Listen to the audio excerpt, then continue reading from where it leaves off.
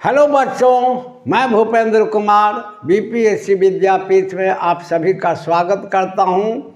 और आज हम लोग प्रतियोगिता परीक्षा की तैयारी से संबंधित एक बहुत ही महत्वपूर्ण वैज्ञानिक रणनीति पर चर्चा करेंगे, साइंटिफिक स्ट्रेटेजी पर चर्चा करेंगे, जिसको अगर सही ढंग से फॉलो कर लिया जाए तो मेरा विश्वास है कि कम समय में आप मैक्सिमम चीज़ की तैयारी कर सकते हैं।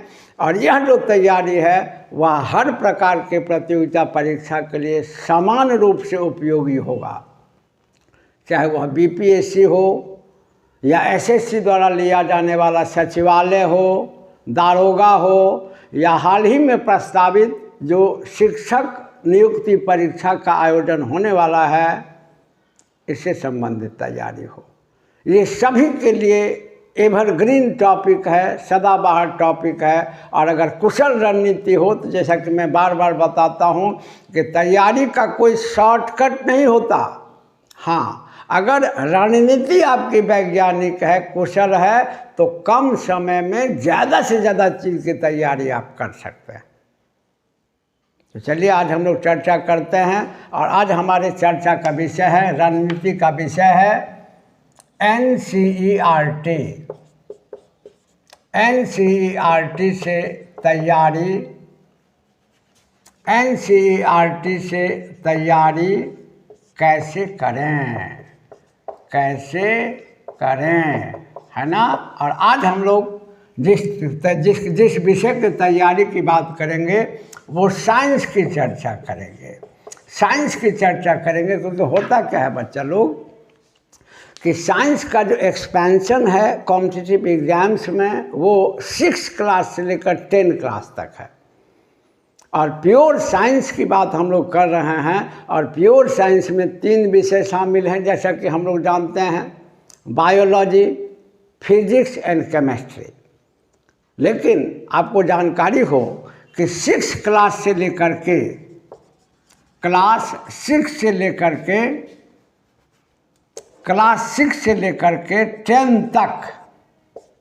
10 तक में फिजिक्स केमिस्ट्री बायोलॉजी अलग अलग नहीं है, ये एक ही साथ है। तो तीनों एक साथ हैं। हाँ, तीनों विषय के टॉपिक्स अलग अलग हैं, लेकिन तीनों विषय के किताब अलग अलग नहीं हैं। तो जैसे 6 क्लास के किताब में कुछ फिजिक्स का, कुछ केमिस्ट्री का, कुछ बायोलॉजी का, 7 में भी कुछ फिजिक्स का, कुछ केमिस्ट्री का, कुछ बायोलॉजी का, 8 में, 9 में, 10 में, सब में यही स्थिति है। तो आपको सही ढंग से तैयारी करने के लिए पहले टॉपिक का सिलेक्शन करना होगा। और उस टॉपिक से रिलेटेड जितने भी मटेरियल्स हैं सबको एक साथ करके अगर आप पढ़ जाते हैं तो 100% आपका वो टॉपिक कंप्लीट हो जाएगा।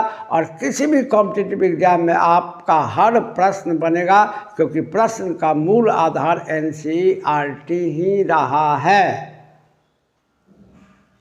तो हम लोग एक उदाहरण के तौर पर एक चीज़ आपको बताते हैं जिसकी तैयारी मैं अपने संरक्षण में करा दूंगा। और इसी को अगर आप कंटिन्यू फॉलो करेंगे तो आपकी अपनी तैयारी हो जाएगी। हमारा तो सहयोग रहता ही है, आगे भी रहेगा। तो चलिए हम लोग एक टॉपिक, एक उदाहरण के तौर पर, एक एग्जाम्पल के तौर पर देखते हैं कि कैसे तैयारी किया जाए किसी टॉपिक का। जैसे एक छोटा सा एग्जाम्पल लेते हैं कि बायोलॉजी का एक खंड होता है बॉटनी, और बॉटनी का मतलब होता है स्टडी ऑफ प्लांट। तो प्लांट के बारे में जितने भी क्वेश्चंस पूछे जाते हैं सब 6 क्लास से लेकर के 10 क्लास तक के NCERT में है। लेकिन जैसे कि मैंने आपको बताया है कि ये जगह जगह बिखरा हुआ है, तो पहले इसको कलेक्ट कर लेना चाहिए। एक एग्जाम्पल लेते हैं, हम लोग प्लांट की तैयारी करते हैं। प्लांट यानी बॉटनी, प्लांट माने बॉटनी की तैयारी करते हैं।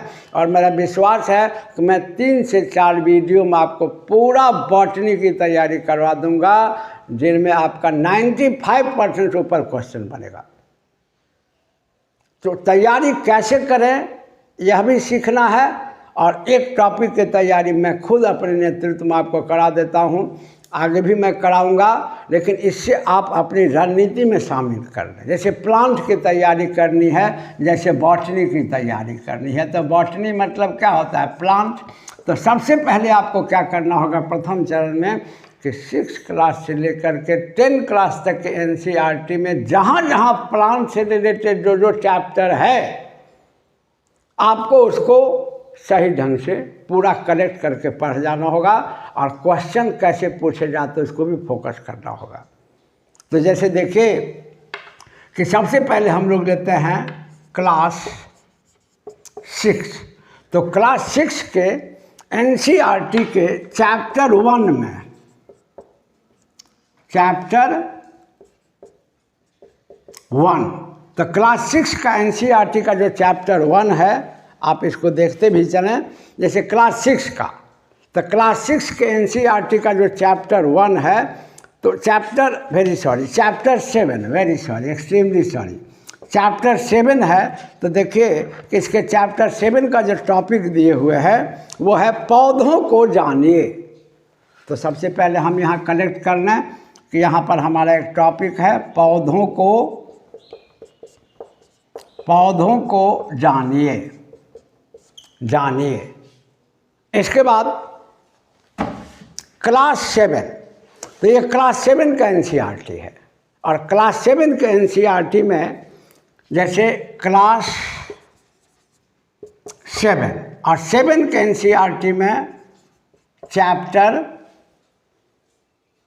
1, चैप्टर 11 एंड चैप्टर 12। चैप्टर 1, तो चैप्टर 1 में देखिए 3 चैप्टर में है प्लांट के बारे में। इसमें एनसीईआरटी की तैयारी में यही समस्या है कि एक जगह सब चीज़ नहीं दिए हुए रहता है, तो इसको आपको थोड़ा सा हल्का सा मेहनत करना होगा। वैसे मैं आपको मैक्सिमम बता ही दूंगा। जैसे सबसे पहला चैप्टर 1 है, तो चैप्टर 1 का शीर्षक है पादप में पोषण, न्यूट्रिशन इन प्लांट, जो काफ़ी पूछे जाते हैं। इसके बाद है चैप्टर 11, तो चैप्टर 11 में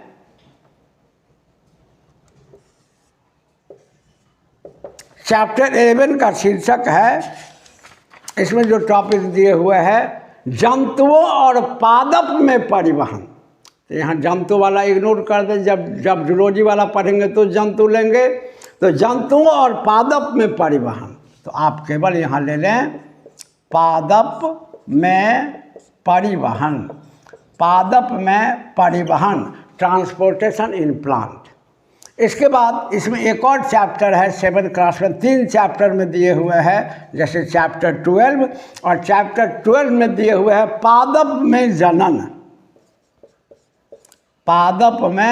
जनन, रिप्रोडक्शन इन प्लांट। तो यहाँ कलेक्ट कर लिए। इसके बाद देखिए कि क्लास 8 और क्लास 8 के, ये क्लास 8 का एनसीईआरटी है और क्लास 8 के एनसीईआरटी के चैप्टर 7 में, क्लास 8 के एनसीईआरटी के चैप्टर 7 में प्लांट से रिलेटेड बातें कही गई हैं। और देखिए चैप्टर 7 में पौधों और जंतुओं का संरक्षण, तो यहाँ पौधे, प्लांट और जंतु, एनिमल दोनों का दिए हुआ है। तो चूँकि हम लोग केवल पहले प्लांट की तैयारी करेंगे तो केवल प्लांट वाले टॉपिक को यहाँ पढ़ेंगे। तो यहाँ है पौधों का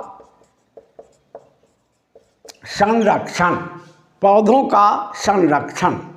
इसके बाद क्लास 9 में प्लांट से रिलेटेड कोई चीज़ नहीं है, लेकिन क्लास 10 में प्लांट से रिलेटेड है। हालांकि ध्यान में रखेंगे कि क्लास 10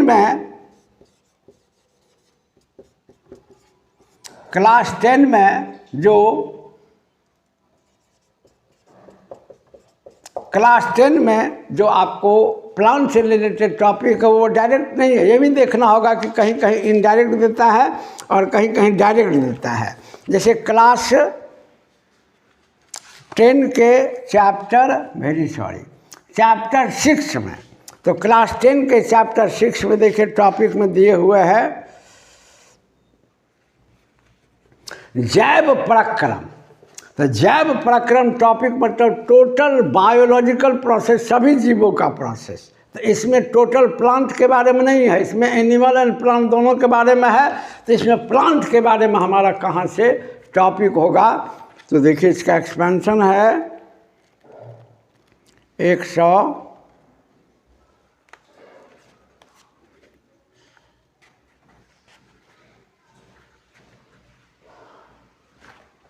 अब जैसे देखिए कि इसमें जैव प्रक्रम जो चैप्टर 6 में है, चैप्टर 6 का नाम है जैव प्रक्रम।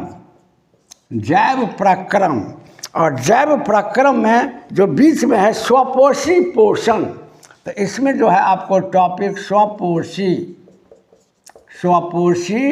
पोषण इसमें टॉपिक है। तो इसमें से कितना है दूर निकाल लेना है। और स्वपोषी पोषण ऑटोट्रॉफिक न्यूट्रिशन, और हम सभी जानते हैं कि प्लांट का जो ग्रीन प्लांट का न्यूट्रिशन है वो ऑटोट्रॉफिक है। तो आप टोटल एनसीईआरटी की तैयारी जो बच्चे करते हैं, कहने के लिए बच्चे पढ़ाई शुरू कर देते हैं, लेकिन वास्तव में उनको रणनीति की जानकारी नहीं होती है। और मैंने बार बार आपको बताया है, आप भी समझते हैं, जो सही बच्चे होते हैं वो सही ढंग से तैयारी करते हैं एक बार, जिसमें सारी स्ट्रैटेजी उनकी फिक्स हो जाती है और बिल्कुल वैज्ञानिक तैयारी हो जाती है। तो किसी भी टॉपिक की, जैसे प्लांट एक बड़ा टॉपिक है, इसकी तैयारी करने से पहले आपको एनसीईआरटी में 6 से 10 तक, हालांकि एक बात और याद रखें, बहुत ही महत्वपूर्ण बात याद रखें कि 6 से 10 तक में एनसीईआरटी में जो चीज़ है वो तो पूछता ही है, लेकिन बिहार में देखा गया है कि खास करके दरोगा के एग्ज़ाम में और सचिवालय के एग्ज़ाम में कभी कभी 10th क्लास को भी क्रॉस करके 11 तक के क्वेश्चन को पूछ बैठता है वो। तो आप इसको कुछ कह नहीं सकते हैं।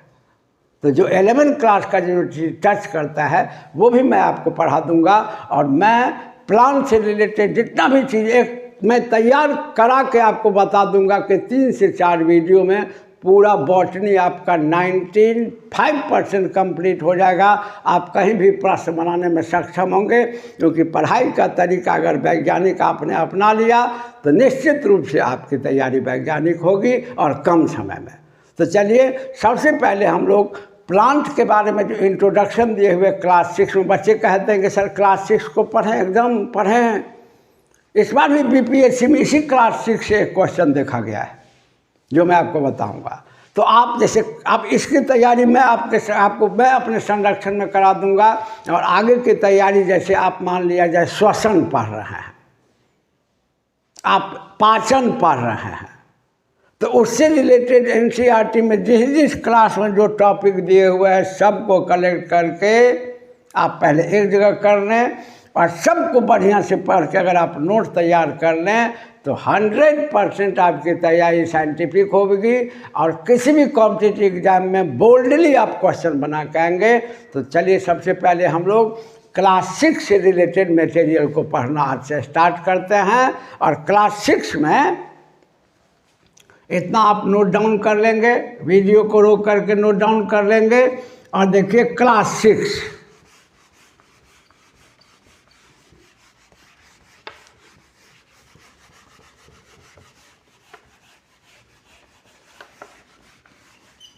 तो सबसे पहले क्लास 6 से रिलेटेड, तो क्लास 6 में क्लास 6 में जो टॉपिक है वो है पौधों को जानिए। ये हम इंट्रोडक्शन है, पौधों को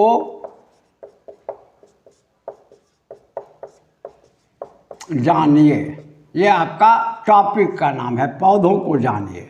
ठीक है। अब इसमें जो पौधा का वो इंट्रोडक्शन दिए हुए है उससे रिलेटेड जो मेन मटेरियल्स है उसको आप अपने नोटबुक में ज़रूर लिख लें। मैं बोर्ड पे लिख देता हूँ। देखिए सबसे पहले इसने क्या किया है, एकदम टोटल एनसीईआरटी का लाइन बाय लाइन है और यही प्रश्न में रहेगा, इसलिए मैंने जानबूझ के नोट करके आपको दिखाया। मैं ऐसे भी पढ़ा सकता था, लेकिन आप एनसीईआरटी के क्लास 6 के इस चैप्टर से मिला लेंगे, जितना भी मेन पॉइंट हम लिख देते हैं आपका वो टोटल सवाल बनवा देगा।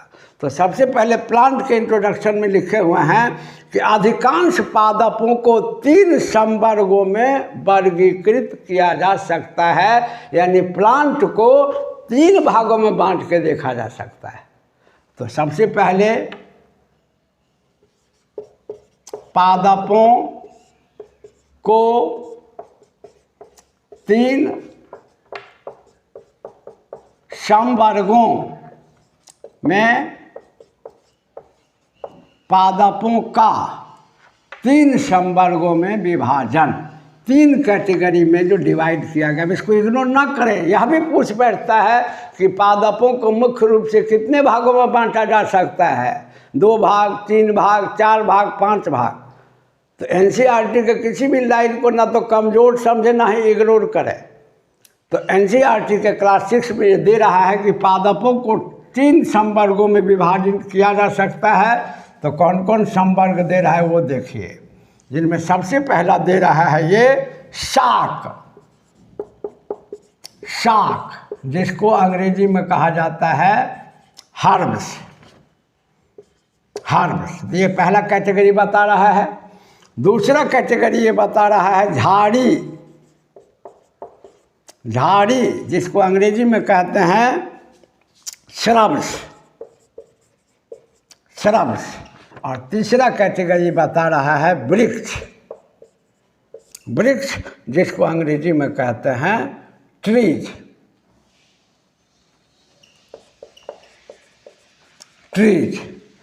अब यहाँ पर एक सवाल तो हमारा बन गया। एक सवाल तो यहीं पर है, जब बच्चे ठीक से पढ़ाई करते हैं तो हर एक लाइन में सवाल है। अब पूछ देता है कि एनसीईआरटी में कि वैज्ञानिकों द्वारा पादपों को कितने भागों में बांटा गया है, मुख्य रूप से 3 गो नाम ये रहेगा, एक और कोई दे देगा, तो वहाँ भी आपका सवाल बनेगा।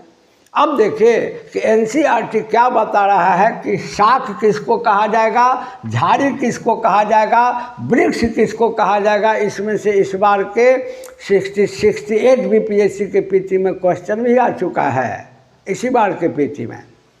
तो समझ सकते हैं कितना उपयोगी होता है। जैसे देखिए कि ये आप इसको नोट कर लेंगे, जैसे शाक के बारे में जो दिए हुए हैं वो दिए हुए हैं कि हरे तथा कोमल तने वाले पौधे, मैं लिख देता हूँ, हरे तथा कोमल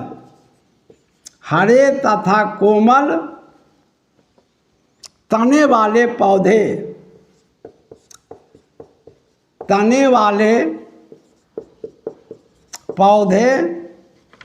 शाक कहलाते हैं। शाक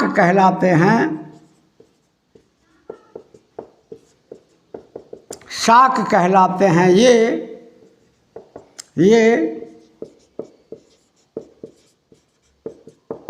सामान्यतः छोटे होते हैं और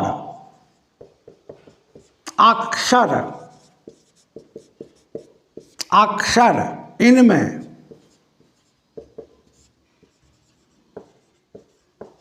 अधिक शाखाएं नहीं होती। अब देखिए कि जो बच्चे सही ढंग से नहीं पढ़ाई करना जानते उनके लिए इस लाइन का कोई महत्व नहीं है, लेकिन जो बच्चे सही ढंग से पढ़ना जानते हैं, यही नहीं जानकारी का अभाव में वैज्ञानिक तैयारी नहीं हो पाते। इसमें एक लाइन सवाल है, जैसे दिया कि निम्न में कौन शाक की विशेषताएं हैं या नहीं हैं।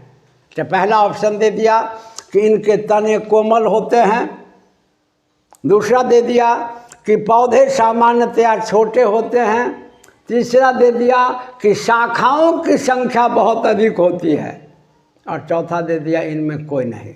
तो तीसरा आंसर हो जाएगा सी, क्योंकि शाखाओं की संख्या अधिक नहीं होती है।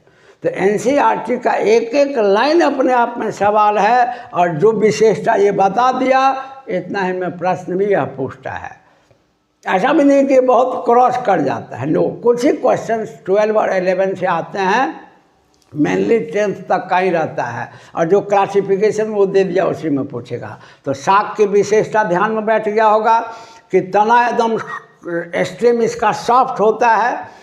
अच्छा, ये सामान्यतया छोटे होते हैं और अक्सर इनमें अधिक शाखाएं नहीं होती। इसका वो फिगर भी देता है, जिसको आप बहुत आसानी से देख सकते हैं। किताब अगर आपके पास है तो होना ही चाहिए तैयारी करने वाले बच्चों के पास। एनसीईआरटी को छोड़ के दूसरा अगर आप किसी चीज़ से तैयारी करते हैं, आपकी तैयारी बहुत वैज्ञानिक नहीं मानी जाएगी। ये हमेशा याद रखिए, वास्तविकता है। वास्तविकता को हमेशा ध्यान में रख के चलिए। जैसे देखिए दिए हुए है, ये है आपको शाख का चित्र, शाख का चित्र है। यहाँ झाड़ी का चित्र है, यहाँ पौधा का, पेड़ का चित्र है, ट्री का। तो सारा चित्र देख करके आप इसको एक एक लाइन आत्मसात कर जाइए। तो सबसे पहला कैरेक्टर दिए हुए है वो शाख का। इसके बाद देखिए झाड़ी के बारे में क्या लिखता है कि कुछ पौधों की शाखाएं, कुछ पौधों की शाखाएं तने के आधार के समीप, तने के आधार के समीप, तने के आधार के समीप से निकलती है, तने के आधार के समीप से निकलती है तना, तना कठोर, तना कठोर होता है परंतु अधिक मोटा, अधिक मोटा नहीं होता, नहीं होता। इन्हें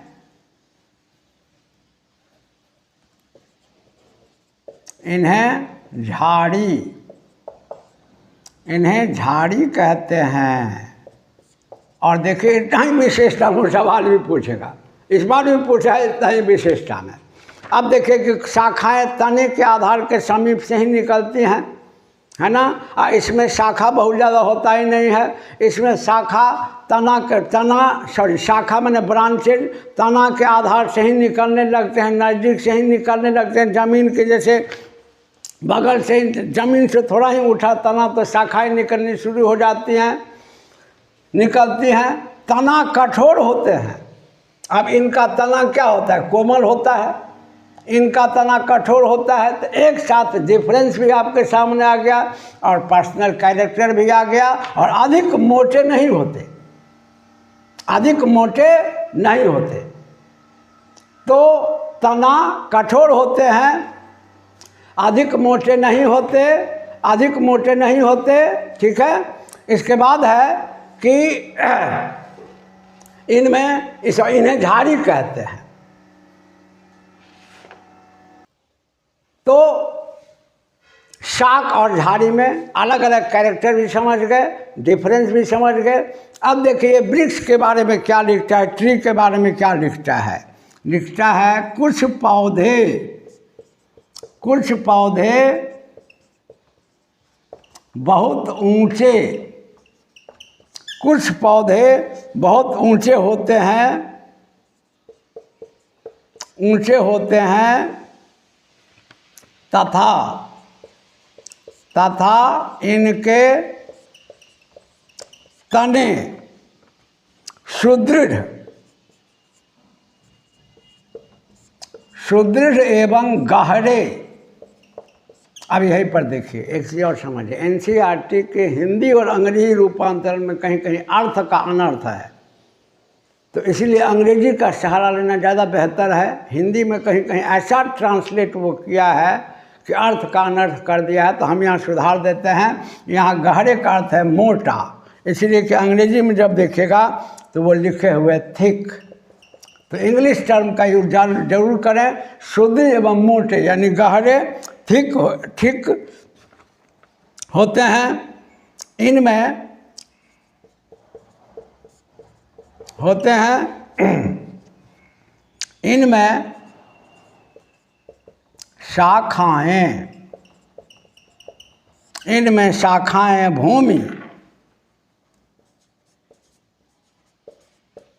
भूमि से अधिक ऊंचाई पर,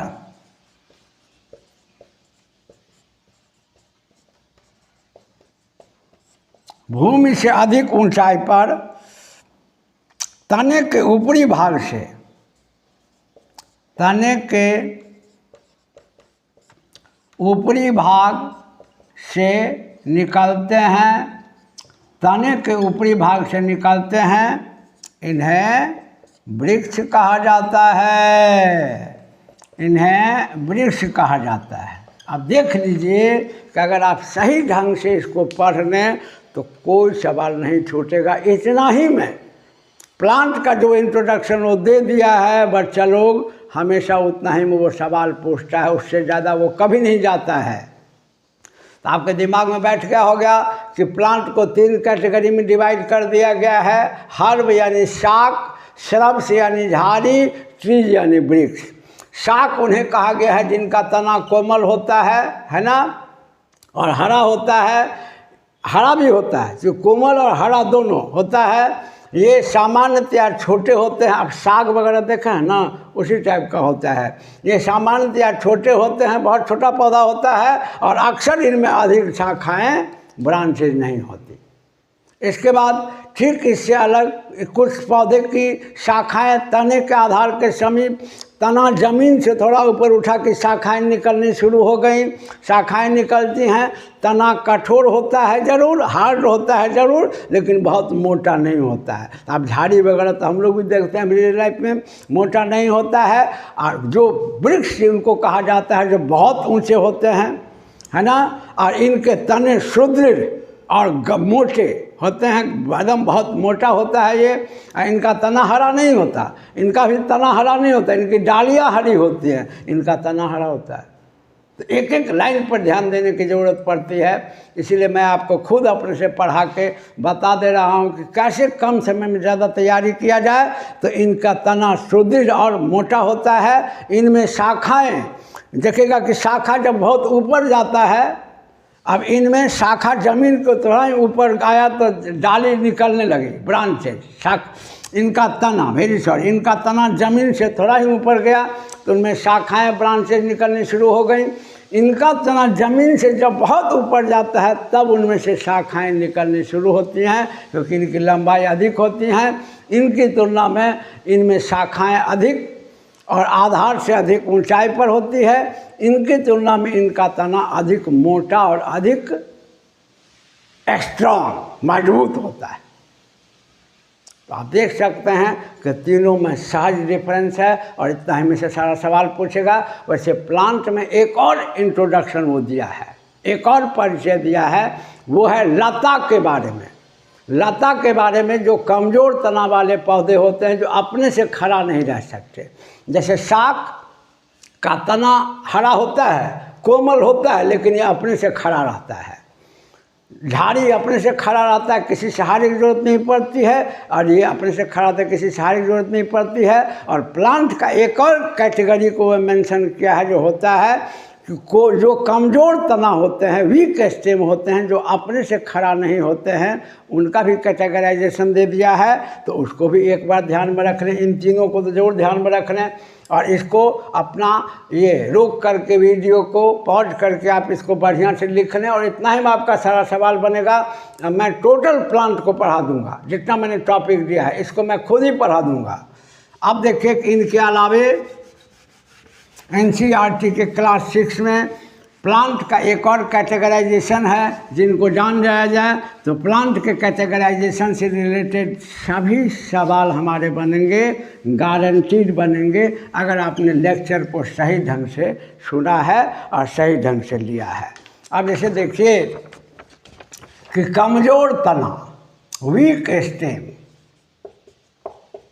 कमज़ोर तना, वीक स्टेम वाले पौधे। तो कमज़ोर तना वाले पौधे, कमज़ोर तना वाले पौधे, वीक स्टेम वाले प्लांट, या आप ऐसे लिखें plants of week stem, week stem. इसको भी दो भाग में बांट दिया गया है। इसको भी आप देखिएगा NCERT वाला दो भाग में बांट के देता है कि जो कमज़ोर तना वाले पौधे सीधे नहीं खड़े हो सकते हैं और वो ज़मीन पर ही रहते हैं। तो जो सीधे खड़े नहीं हो सकते। एक कैटेगरी है जो सीधे खड़े नहीं हो सकते, जो सीधे खड़े नहीं हो सकते, इनको कहा गया है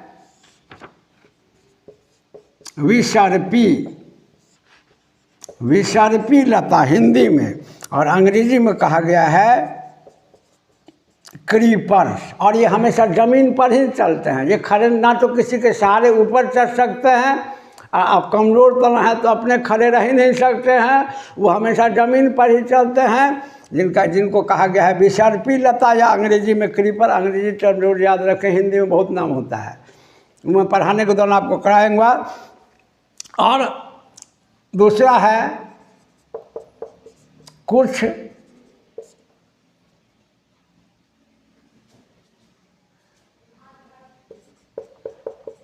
पौधों अथवा अन्य की सहायता से ऊपर चढ़ जाते हैं, तो इन्हें कहा गया है आपको आरोहण माने वैसे बोलता चढ़ना, अंग्रेजी में कहा गया है क्लाइंबर्स कहा गया है अंग्रेजी में इनको। तो देख लीजिए कि ये दोनों कमज़ोर तनाव वाले से देखिएगा कि जनरली आप देखिएगा कि जैसे तरबूज खरबूज वगैरह का जो होता है लता तरबूज खरबूज, चाहे खीरा ककड़ी है ना, नेनुआ, सब लता वाला है। लेकिन देखिएगा तरबूज खरबूज वाला जो लता होता है या कमज़ोर तना होता है, वो किसी के सहारे चढ़ नहीं पाता, ज़मीने पर रहता है। और देखिएगा कि खीरा ककड़ी नेनुआ वगैरह का जो लत्ती होता है, जिसको लता बोलते हैं, वो अगर कोई प्लांट मिल जाए या कोई बांस वगैरह खंभा गाड़ दीजिएगा तो उसमें लिपट के वो ऊपर चढ़ जाएगा। तो एक कैटेगरी यह भी दिए हुए है कमज़ोर तना। अभी 3 कैटेगरी था मजबूत तना वाला का। मजबूत तना जो बिना किसी के साथ, चाहे शाक हो, चाहे झाड़ी हो, चाहे वृक्ष हो, वो तीनों मजबूत तना है। तो मजबूत तना वाले पौधे को 3 कैटेगरी में बांट दिया, शाक में, झाड़ी में और वृक्ष में। और कमज़ोर तना वाले जो अपने सहारे ऊपर खड़े नहीं रह सकते हैं, उनको 2 भाग में बांट दिया। एक को कहा विसर्पी लता क्रीपर्स, और ये उनको कहा जो कमज़ोर तना वाले प्लांट है और किसी के सहारे ऊपर नहीं चढ़ते, ज़मीने पर रहते हैं, तो इनको कहा गया विसर्पी लता क्रीपर्स। और दूसरा कैटेगरी है आरोही क्लाइंबर्स, जो कमज़ोर तना है, अपने से तो खड़ी नहीं रह सकते, लेकिन अगर कोई सहारा मिल जाए, कोई पौधा मिल जाए या कोई अन्य चीज़ मिल जाए, तो उससे लिपट के ये ऊपर चढ़ जाते हैं, इसलिए उनको कहा गया क्लाइंबर्स। तो याद रखें कि according to science, according to NCERT, मजबूत तना वाले पौधे 3 भाग में बांट दिए गए हैं, शाक, झाड़ी और वृक्ष। और कमज़ोर तना वाले पौधे 2 भाग में बांट दिए गए हैं, विसर्पी लता क्रीपर्स तथा आरोही लता क्लाइंबर्स।